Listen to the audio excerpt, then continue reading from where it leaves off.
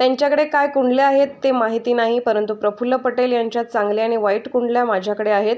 त्यांनी सुरुवात करावी. आमच्याकडे पण त्यांच्या कुंडल्या आहेत. भंडारा गोंदिया जिल्ह्यात राष्ट्रवादी आणि भाजपा नंबर 1 ची पार्टी असते, तर प्रफुल्ल पटेल हे राज्यसभेवर कशाला निवडून गेले असते? त्यांनी मैदानात यायला हवं होतं.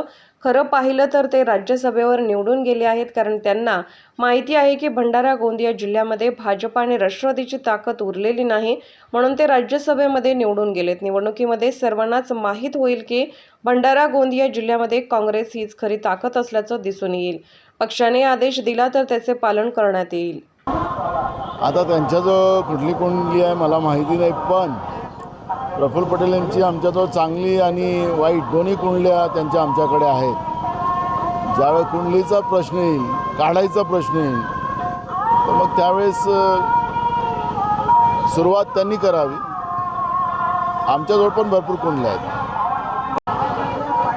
आता निवडणुका आहेतच. त्यांच्या बोलण्यामध्ये असतं तर ते राज्यसभेत गेले नसते, इकडे मैदानात आले असते. खरं तर राज्यसभेमध्ये जाऊन त्यांनी हे सांगितलं की इथं भाजपही नाही, नाही तर राष्ट्रवादीही नाही, हे त्यांनी त्यांच्या कृतीमधून सांगितलेलं आहे.